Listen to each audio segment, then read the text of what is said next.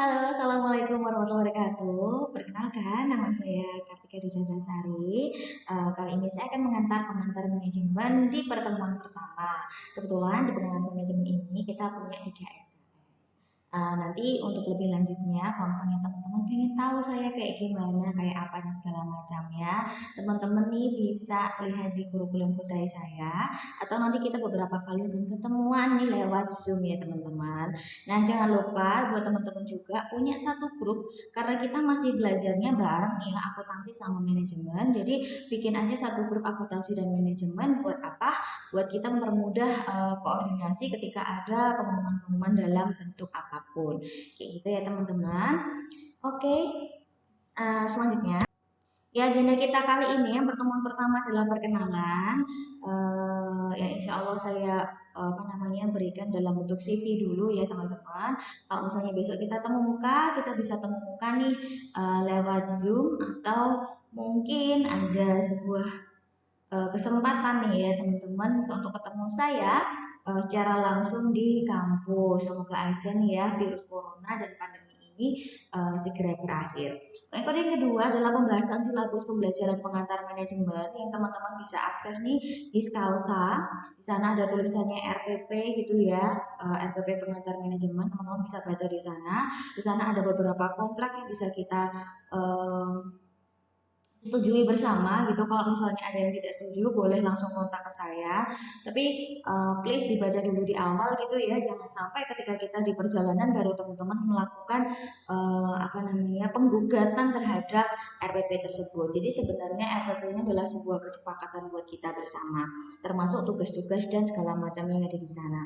Nah kemudian untuk di Skalsa nih ya, untuk pengantar teman-teman di dalam Skalsa, karena kita sejauh ini masih kuliah secara online, maka di dalam Skalsa kita nanti bakalan masukin yang namanya materi. Materi pertama itu adalah yang apa namanya PowerPoint dengan audio seperti ini. Kemudian yang kedua ada attendance yang teman-teman harus isi sesuai prodi masing-masing. Kemudian ada forum. Kemudian ada kuis gitu ya teman-teman. Kuis ini digunakan untuk mengetes apakah teman-teman itu beneran attendance aja atau teman-teman itu juga dengerin materi yang kita buat. Jadi di dalam biasanya nih ya kalau saya pertanyaan-pertanyaan untuk kuis itu ada di dalam eh, slide PowerPoint yang saya berikan seperti itu. Jadi teman-teman mau tidak mau harus ya untuk apa namanya mendengarkan PowerPoint ini terlebih dahulu sebelum mengakses kuisnya, dan akses kuis serta attendance ini akan terbatas gitu ya, kurang lebih sekitar 7 hari atau 1 minggu untuk mulai pembelajaran. Ya, kemudian yang ketiga ini di pertemuan pertama ini saya akan memberikan pretest di pengantar manajemen. Sejauh apa sih teman-teman itu mengerti terkait tentang manajemen? Walaupun nanti misalnya teman-teman udah tahu nih ya di pengantar manajemen atau di pertemuan pertama ini kan udah ada materinya. Kemudian teman-teman baru mengisi kuisnya, it's okay selama teman-teman itu apa namanya apa ya memahami apa yang telah dibicarakan, atau misal nanti ada beberapa pertanyaan yang teman-teman belum bisa jawab, it's okay juga, itu tidak mempengaruhi penilaian saya terhadap teman-teman, tapi ini adalah sebuah apa namanya tanda bahwa teman-teman itu memberikan feedback ke saya gitu ya. Jadi kalau misalnya teman-teman nggak mudeng di beberapa pertanyaan, maka saya akan menjelaskan secara lebih detail dari hasil pretest tersebut. Seperti itu. Kemudian yang keempat adalah orientasi arah pembelajaran yang nanti itu kurang lebih sama lah ya, sama kayak pembahasan silabus di pengantar manajemen itu sendiri. Oke, selanjutnya. Ini sedikit tentang saya ya, kurikulum vitae ini. Saya ini ya nggak cantik-cantik amat gitu ya, tapi juga ya sebenarnya pengennya sih dibilang cantik gitu ya teman-teman. Cuman ya it's just a joke, ini guyon aja. Saya dosen S1 Manajemen Universitas Harapan Bangsa. Nama saya Kartika Dwi Chandasari. Kebetulan saya diemban diberikan apa namanya amanah sama Allah gitu ya untuk mengemban yang namanya Master Business and Administration dari Universitas Gadjah Mada. Nah kemudian apa namanya eh, apa ini namanya moto hidup atau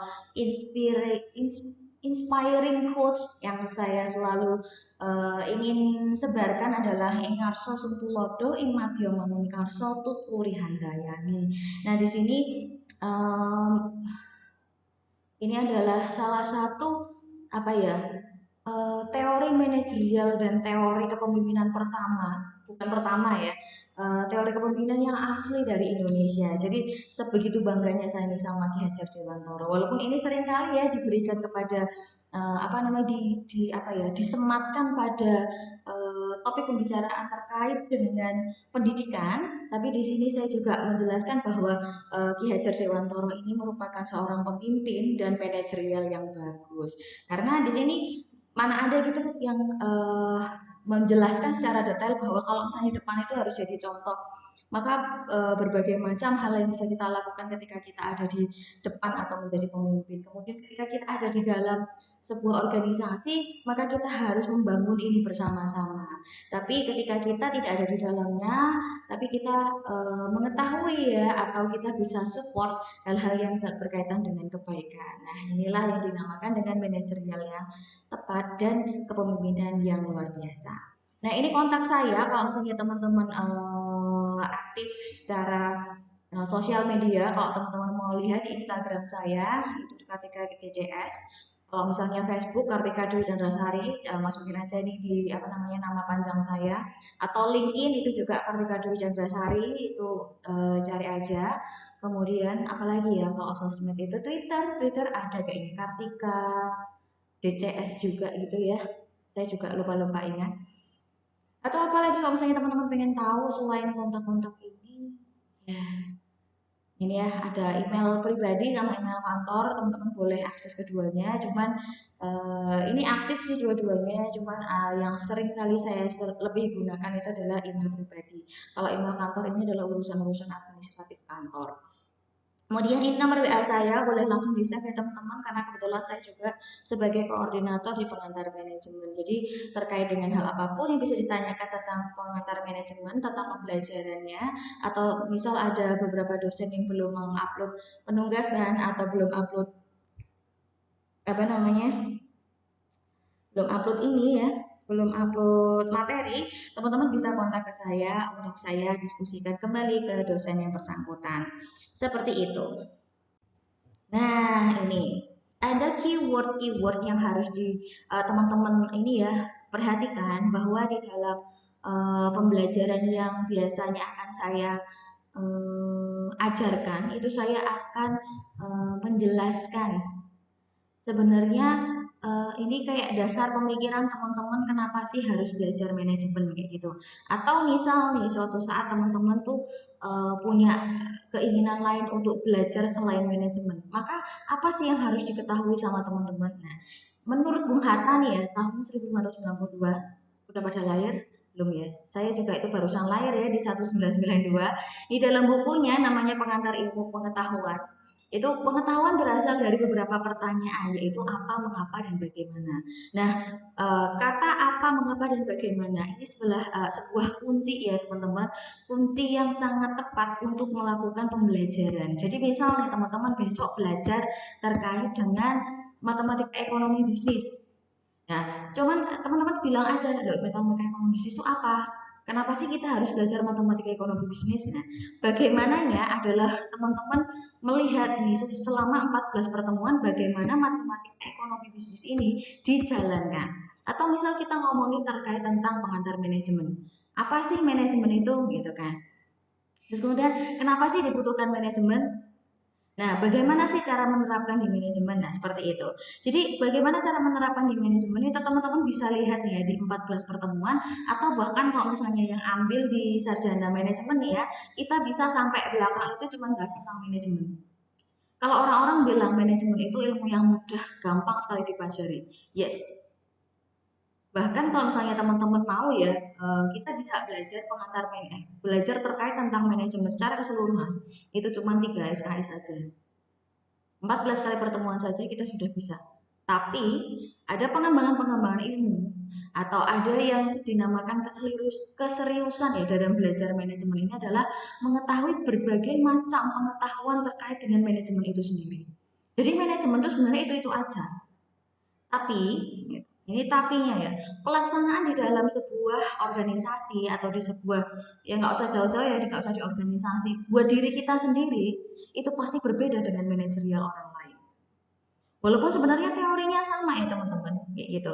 Tapi di sini kita juga harus tahu bahwa ada hal-hal yang bisa di adjustment, ada bisa yang disamakan, atau ada yang harus dibedakan. Nah itulah di sana yang dinamakan kenapa manajemen itu mudah, karena teorinya sedikit, praktiknya yang harus beribu-ribu kali sehingga teman-teman mengetahui mana yang baik, mana yang buruk, mana yang bisa dilakukan, mana yang tidak bisa dilakukan, mana yang efektif dan mana yang efisien untuk di setiap orang atau di setiap organisasi atau di dalam sistem organisasi apapun itu. Nah, secara lebih lengkapnya nih ya teman-teman, kalau mau ngomongin terkait pertanyaan-pertanyaan ini kan kalau tadi menurut Bung Hatta itu cuma apa, mengapa, dan bagaimana, just simple gitu ya. Tapi ada beberapa analisis yang dikembangkan nih ya. Nah, pengetahuan itu dimulai dari 5W1H. Ada yang ingat 5W1H apa aja? Di sana ada apa, mengapa, siapa, kapan, di mana, bagaimana, dan berbagai macam ini ya, berbagai macam pertanyaan-pertanyaan ini bisa kita gali di dalam sebuah pengetahuan itu sendiri. Oke? Selanjutnya nih, kita ngomongin tentang manajemen ini secara teoritis ya. Manajemen itu merupakan proses pengkoordinasian kegiatan-kegiatan dalam bekerja sehingga pekerjaan dapat terselesaikan secara efektif dan efisien. Nah, inilah titik di mana sebenarnya manajemen itu buat apa? Itu buat pekerjaan itu menjadi efektif dan efisien. Jadi gini, kalau misalnya ada seorang teman Anda ini kuliahnya di manajemen, tapi dia nggak efektif dan nggak efisien, saya yakin dari awal pembelajaran sampai mereka lulus di S1 itu tidak mendengarkan dengan baik atau tidak paham materinya seperti apa. Karena apa? Karena sesuatu yang berhubungan dengan pengambilan keputusan manajerial itu tuh pengennya efektif dan efisien. Kalau enggak, berarti mereka enggak mudeng. Sebenarnya manajemen itu buat apa? Kayak gitu. Nah, pekerjaan ini juga bisa dilakukan sendiri-sendiri maupun melalui orang lain. Nah, inilah menyenangkannya misal kita belajar di manajemen itu adalah bagaimana kita mengendalikan diri sendiri dan bagaimana kita mengendalikan orang lain. Mengendalikan di sini bukan berarti terus kita menyetir gitu ya, tidak. Tapi kita memanfaatkan. Oh, bukan. Bahasanya bukan memanfaatkan ya, tapi kita memberdayakan. Jadi gini, kita itu punya kekurangan dan kelebihan ya, teman-teman. Pasti itu. Setiap orang punya kelebihan dan kekurangan. Kebetulan saya ini pinter ngomong nih, kebetulan loh ya. Nah, tapi ada juga di titik lain saya itu nggak bisa hitung-hitungan. Nah, di dalam sebuah manajemen itu ketika memang ada orang lain yang lebih bisa hitung-hitungan, tapi tidak bisa apa tadi menyampaikannya dengan baik, nah itu, maka saya harus dikombin dengan orang tersebut atau saya harus disatukan oleh orang tersebut agar apa? Agar menjadi efektif dan efisien pekerjaan yang harus diselesaikan. Seperti itu. Jadi untuk saling menutupi kelebihan dan kekurangan masing-masing. Bukan berarti ketika kita menjadi pemimpin kita tidak punya kelebihan dan kekurangan, tapi bagaimana kita menghandle kekurangan kita agar bisa didelegasikan kepada apa namanya bawahan kita atau kepada rekan kita seperti itu. Nah, tapi di sini teman-teman harus tahu ya, manajemen di sini adalah bagaimana untuk memberdayakan, bukan untuk memanfaatkan. Berbeda ya teman-teman. Kalau memanfaatkan adalah demi keuntungan kita pribadi, tapi kalau memberdayakan adalah bagaimana kita bisa maju bersama-sama. Titik poin dari sebuah manajemen itu adalah itu. Kalau kita majunya nggak bareng-bareng, ya buat apa kita manajerial kayak gitu. Sama juga halnya ketika kita nanti melakukan fungsi-fungsi manajemen tapi ternyata nggak efektif, nggak efisien, ya udah mending nggak usah di manajerialin. Nah, hal seperti itu. Nah, di sini kalau misalnya teman-teman masih asing nih ya tentang kata efisien itu apa? Nah, jadi efisien adalah tingkatan penggunaan sumber daya. Kemudian efektif itu adalah tingkat kegunaan hasil. Nah, misalnya ya untuk efisien. Efisien itu tingkat penggunaan sumber daya. Berarti semakin irit, semakin bagus. Ya kan? Itu namanya efisien.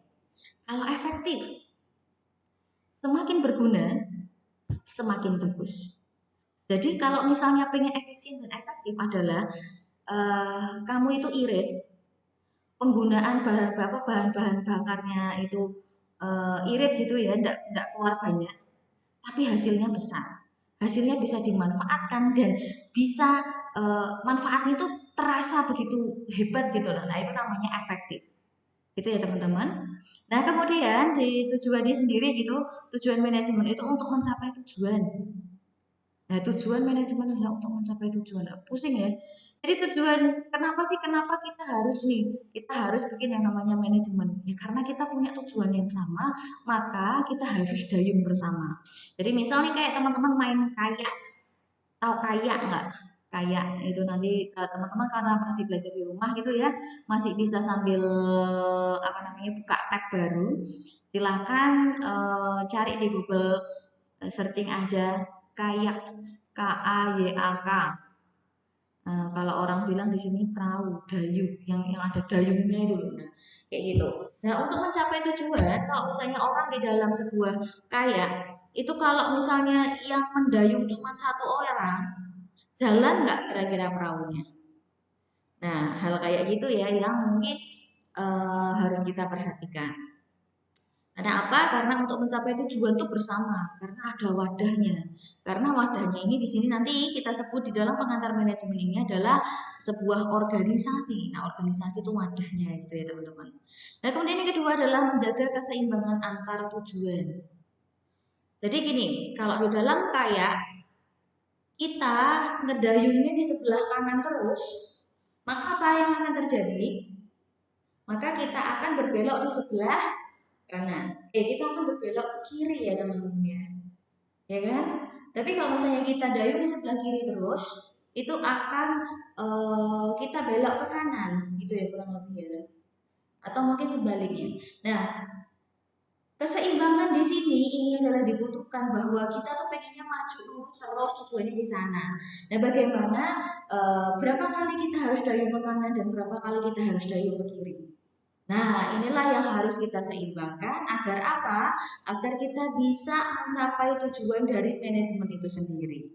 Jadi manajemen itu adalah sebuah kapal gitu ya, adalah sebuah pengkoordinasian kegiatan yang ada di dalam kapal nih untuk mencapai tujuan yang kita inginkan. Tujuannya apa? Kalau misalnya lomba dayung atau lomba kayak itu, tujuannya adalah finish.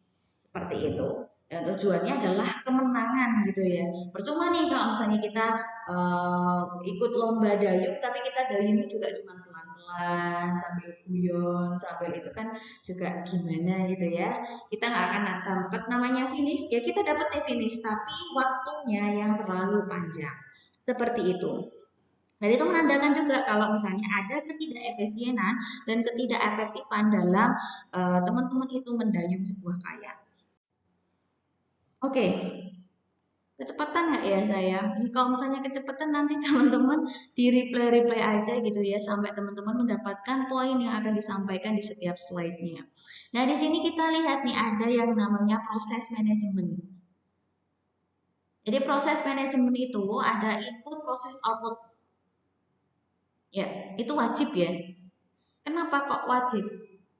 Karena percuma aja nih, misal teman-teman ngelakuin sebuah input, teman-teman udah berproses lama banget, terus kemudian teman-teman nggak jadi apa-apa, tapi percuma sekali.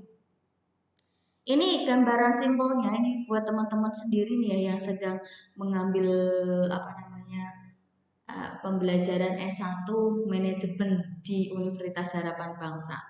Jadi ini teman-teman yang pertama nginput itu berarti sudah bayar gitu ya. Sudah melakukan usaha-usaha yang dilakukan untuk masuk ke Universitas Harapan Bangsa. Termasuk salah satunya enroll ke mata kuliah ini. Teman-teman juga melakukan proses selama di dalam UHB.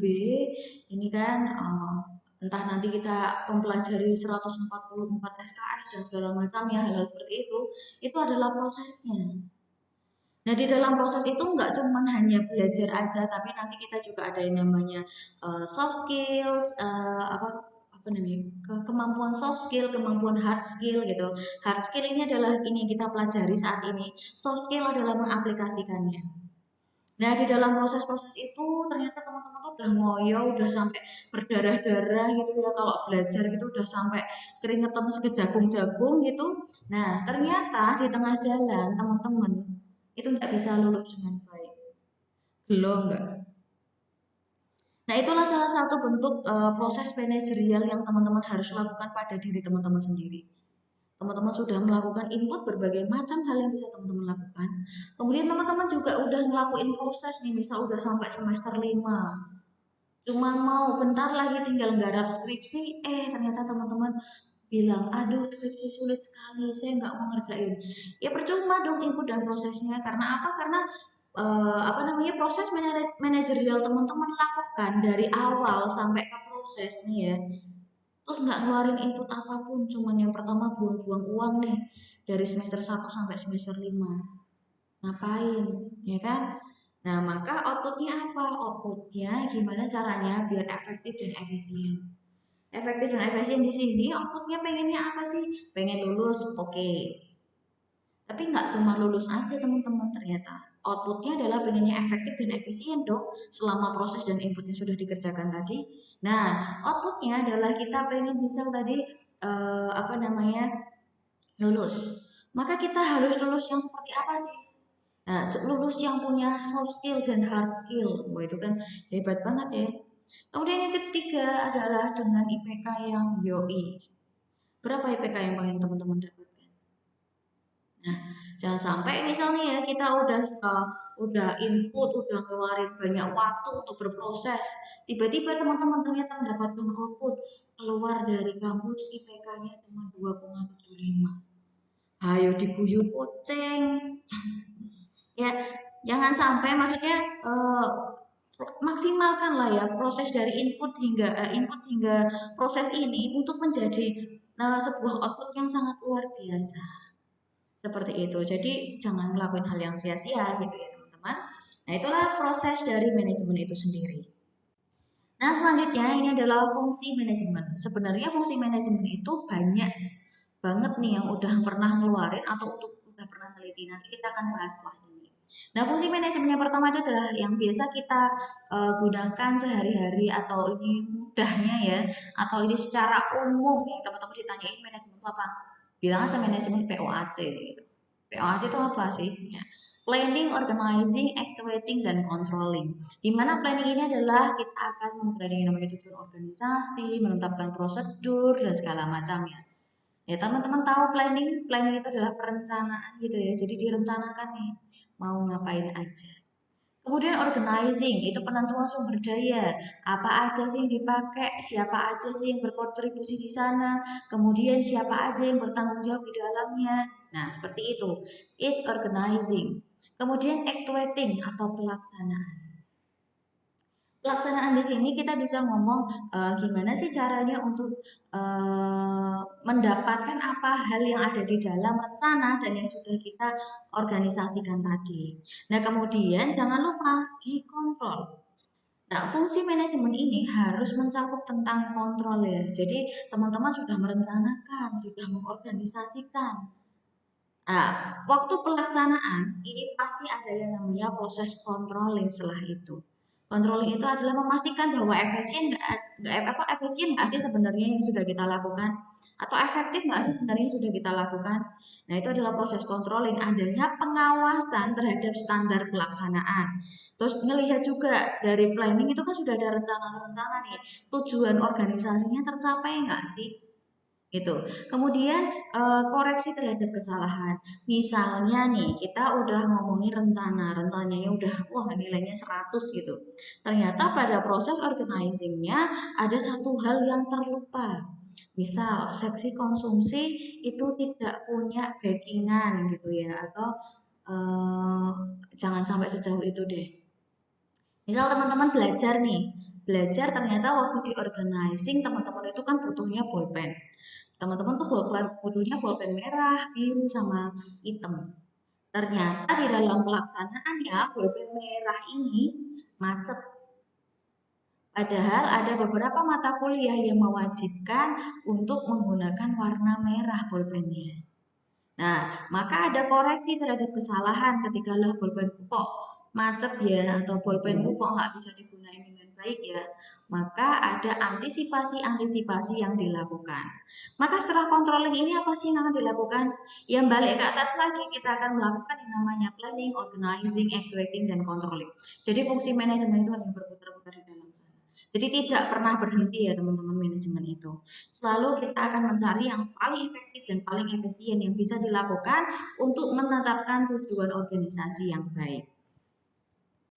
Nah, di sini nih ada fungsi-fungsi manajemen yang dikeluarkan oleh berbagai macam ahli. Di sini ada Henry Fayol, kemudian ada Luther Gulick, ada George Terry, ada Ernest Dale, dan Constance O'Donnell. Jadi di sini kalau misalnya semua manajer, semua ahli nih ya, itu sepakat bahwa selalu ada planning di dalam fungsi manajemen. Kemudian juga ada yang namanya organizing. Dan mereka semua juga percaya bahwa ada controlling. Tapi ternyata proses actuating ini, menurut George Terry ini kan yang tadi dipakai ya kita ya POAC, itu kan ada untuk actuating. Ternyata menurut Henry Fayol, kemudian Luther Gulick, Ernest Dale, dan Constance O'Donnell, itu nih, kita bisa lihat di komen ada di Henry Fayol itu ada commanding dan coordinating. Jadi di Henry Fayol dia bilang kalau misalnya planning ini akan diturunkan menjadi organisasi. Jadi rencana akan diorganisasikan. Kemudian setelah diorganisasikan, menurut Henry Fayol akan memunculkan commanding. Commanding itu ini ya, dari atasan ke bawahan untuk berarti memberikan pengarahan. Setelah pengarahan itu ada koordinasi. Karena ini kita ngomongin proses delegasi. Jadi Henry Fayol menjelaskan bahwa di dalam sana itu tidak semuanya bisa dilakukan oleh satu orang. Maka ada proses yang namanya pembagian atau delegasi itu tadi dengan bahasa commanding. Kemudian turun menjadi coordinating karena apa? Karena harus dikoordinasikan kembali. Kemudian ada fungsi dari controlling itu sendiri. Nah, kemudian kalau ngomong tentang latar gelik, di mana di sini ada planning juga tetap sama, kemudian ada organizing, dan di dalam actuating ini ada bahasa yang namanya staffing. Walaupun sebenarnya organizing ini juga termasuk ini ya, salah satunya adalah melakukan staffing atau menentukan siapa sajakah yang ada di dalam sana yang mengerjakan gitu. Tapi kalau menurut Luther Gulick itu berbeda. Karena organizing ini tidak hanya mencakup tentang apa saja yang akan dilakukan di dalamnya. Nah, tapi di dalam sana akan menjelaskan staffing itu adalah siapa yang akan mengerjakan. Kemudian ada yang menyuruh nih. Setelah di staffing ini kan ya, berarti ada direct atau ada keputusan-keputusan. Nah, keputusan ini akan koordinasikan, kemudian akan terjadi yang namanya proses report. Setelah di report itu ada controlling. Nah, nanti kembali lagi ke planning seperti itu.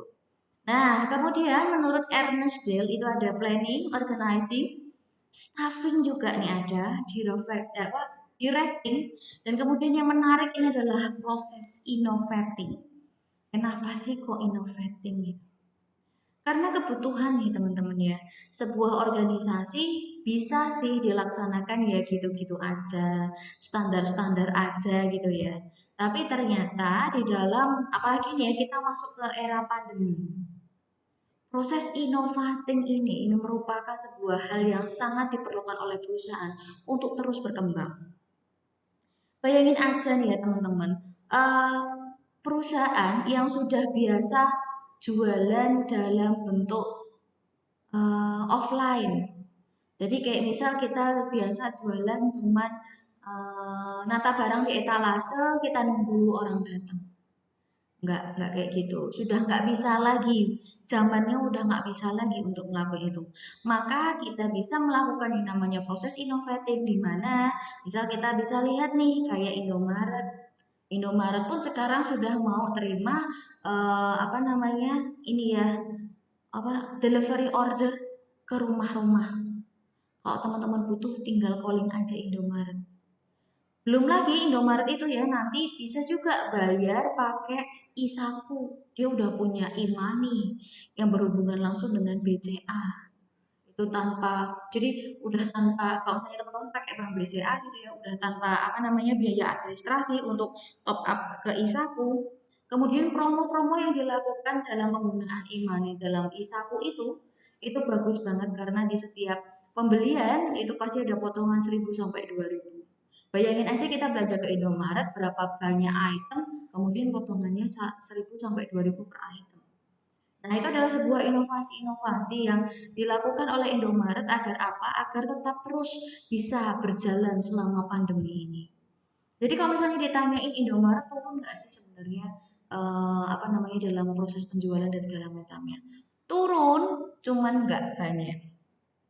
Karena dia bisa survive, karena dia bisa kasih keamanan gitu ya dalam transaksi, dia juga bisa kasih keamanan dalam proses pembelian dan segala macamnya. Nah, itu ada yang disebut dengan innovating.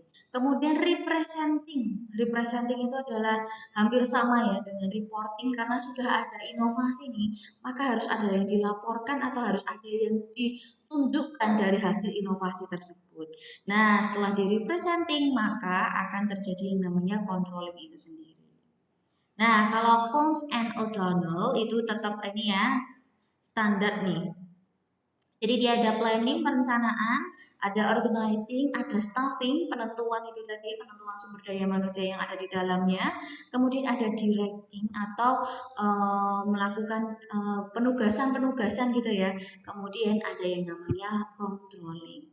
Jadi sebenarnya itu sama-sama aja sih teman-teman, kayak kayak intinya ya itu. Tapi ada proses yang harus dilakukan. Nah, menurut fungsi-fungsi manajemen ini kan berarti sudah diteliti gitu ya.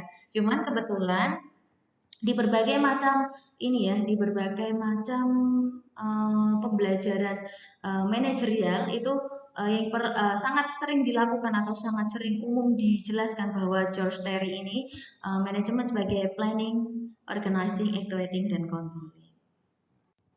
Nah, ini ada lanjutannya nih ya. Dari fungsi manajemen yang kedua, ini ada Oi Liang Li, ini dari apa namanya eh, dari Cina ya ini teman-teman. Terus kemudian dari William Newsman dan James Stoner di mana ada proses yang namanya planning, organizing, directing, coordinating, dan controlling menurut Oi Liang Li. Kemudian menurut William Newman itu adalah planning, organizing, assembling of resource, directing, dan controlling. Nah, kalau James Stoner itu ada planning, organizing, leading, dan controlling itu sendiri. Oke, okay? Nah, selanjutnya ini adalah perkembangan manajemen ya teman-teman dari tahun sekian sampai sekian. Ini ada beberapa poin yang bisa teman-teman baca sendiri. Ada kontributor-kontributornya. Ternyata kalau misalnya teman-teman pahami gitu ya, banyak banget orang yang melakukan penelitian-penelitian terkait dengan manajemen itu sendiri di tahun-tahun segitu gitu ya. Bahkan ini masih bisa digunakan sampai sekarang. Nah, ini di tahun 1940 sampai sekarang ini tuh menggunakan manajemen modern gitu ya katanya. Itu menjelaskan bahwa Abraham Maslow, Douglas MacGregor, Chris Argyris, kemudian David McClelland, Robert Blake, dan Jane Moulder, Peter Drucker itu menjelaskan bahwa ada dua aliran, hubungan manusiawi dan hubungan kuantitatif. Jadi kalau misalnya kita sering bilang ada nih yang namanya stream kuantitatif dan stream kualitatif. Biasanya itu kita bagi kalau misalnya di dalam ini ya, salah satu contohnya di manajemen kita itu akan membagi menjadi berapa itu? Dua, keperilakuan dan hitung-hitungan gitu ya. Kuantitatif itu yang hitung-hitungan, kualitatif adalah yang keperilakuan atau yang manusiawi itu. Nah, di dalam keperilakuan kita bisa belajar nih manajemen sumber daya manusia, kemudian ada juga manajemen pemasaran. Tapi di aliran kuantitatif kita nanti bisa lihat ada di manajemen keuangan. Atau manajemen keuangan ini atau aliran kuantitatif ini biasanya dikatakan sebagai dasar manajemen. Kenapa sih dasar manajemen? Karena kalau uangnya nggak jalan, manajemen juga nggak ada gitu. Walaupun sumber daya manusianya baik, walaupun pemasarannya baik. Nah, maka di sana sebagai dasar manajemen. Teman-teman manajemen kalau misalnya ditanyain teman-teman pengennya keberlakuan atau kuantitatif sih gitu, kualitatif atau kuantitatif. Pasti banyak yang bilang, aku pengen kualitatif karena gampang, cuma modal kayak gini aja. No, ada apa namanya kayak kelebihan dan kekurangan ya masing-masing yang nanti kita akan bahas di kemudian hari ya teman-teman. Nah, sekarang kita cukup belajar ini saja dulu di perkembangan manajemen. Nah, selanjutnya ini ada tokoh-tokoh penting di dalam manajemen, ada perilaku organisasi. Itu dibilang kalau misalnya Abraham Maslow itu ada namanya hierarki kebutuhan dan motivasi manusia. Kemudian Douglas MacGregor itu teori X dan teori Y manager. Kemudian Friedrich Herzberg itu ada di teori motivasi Higgins atau teori dua faktor. Kemudian Robert Blake dan Jan Moulton itu ada 5 gaya kepemimpinan. Ini lebih banyak ke ini ya, ke keperilakuan karena kebetulan basic saya ada di keperilakuan. Saya mengajar di sumber daya manusia sebagai konsentrasinya gitu. Nah, jadi di sini yang berkaitan dengan kualitatif ini adalah tokoh-tokoh penting di manajemen. Kalau tokoh-tokoh penting di manajemen lainnya yang bersifat kuantitatif itu juga ada ya teman-teman sebenarnya. Cuma saya belum dapat nih ya referensi yang tepat untuk menjelaskan tokoh-tokoh penting dari manajemen itu sendiri di dalam basic kuantitatif. Oke. Nah, di sini tadi sudah saya jelaskan terkait dengan kalau ada manajemen, nggak mungkin nggak ada wadahnya, ya kan? Nah, wadahnya itu apa? Ya, wadahnya itu adalah organisasi itu sendiri. Organisasi ini adalah kumpulan dua orang atau lebih yang bekerja sama secara terstruktur untuk mencapai tujuan bersama. Nah, jadi ada macam-macam organisasi, ada yang tradisional, ada yang modern, ada yang berbagai macam. Itu nanti kita bisa pelajari lewat ini ya, ada skemanya sebenarnya organisasi tradisional seperti apa, kemudian organisasi baru atau modern seperti apa. Oke, karena sebenarnya nih ya,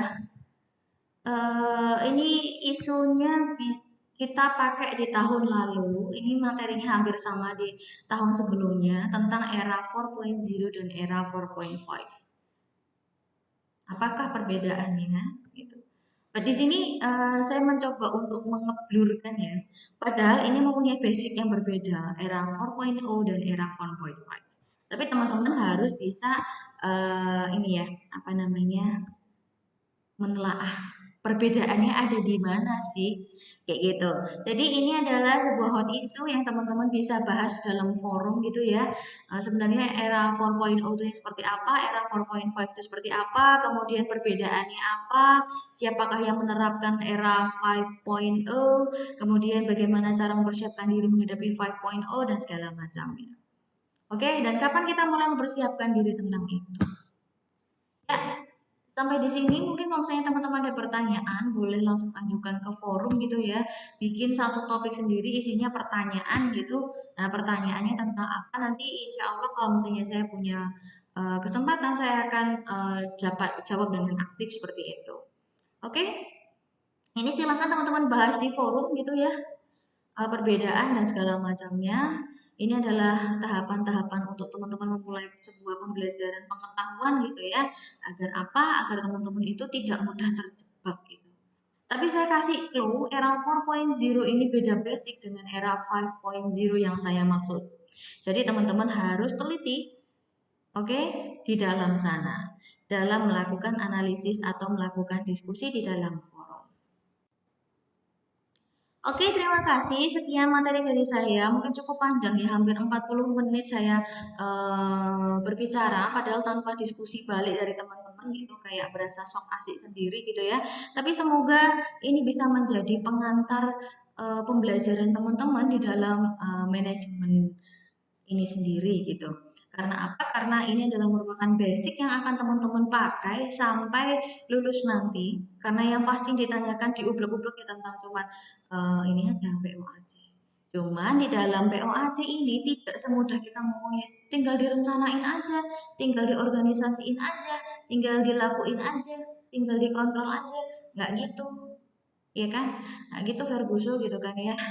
Gitu Bambang. Jadi kita harus mengetahui nanti jadi selama kita nanti sampai 146 SKS ini kita akan mempelajari apapun yang berkaitan dengan POAC sampai sedetail-detailnya sampai teman-teman itu bisa memastikan bahwa apa namanya pembelajaran manajemen itu bisa dilakukan di setiap hari, setiap waktu dan setiap saat seperti itu. Oke, please open your Scalsa, submit your review, tadi review terkait tentang hot isunya tadi buat teman-teman, dan sampai jumpa nanti kita di pertemuan kedua. Nanti jangan lupa bikin grup WhatsApp ya, karena kita akan mengagendakan nih untuk temu muka lewat Zoom gitu ya, biar bisa tahu sebenarnya itu dosennya itu kayak apa sih, bentuknya kayak gimana, macam apa ini dosen gitu kan, isinya guyon aja gitu. Jadi eh, sebenarnya harapan saya buat teman-teman, pembelajaran ini adalah pembelajaran cukup santai. Jadi bebaskan gitu ya, karena tidak semuanya yang saya jelaskan ini benar. Ya, ya, kalau yang saya jelaskan itu benar ya, karena gini, karena memang saya pernah baca gitu. Tapi ada juga hal-hal yang bisa diterapkan ataupun tidak bisa diterapkan, seperti itu teman-teman. Jadi tidak konteks 100% saya harus saya menjelaskan dengan sesuai yang seperti ada di dalam aplikasi sehari-hari. No. Jadi berbagai macam hal yang bisa kita lakukan, bisa kita amati dan bisa kita saling memberikan feedback. Jadi siapa tahu teman-teman ini ya selama pandemi ini belajar di rumah itu jauh lebih pintar manajerialnya dibandingkan saya. Gitu. Itu sudah pasti sih ya. Oke, gitu aja. Kita ketemu lagi di pertemuan kedua. Wassalamualaikum warahmatullahi wabarakatuh.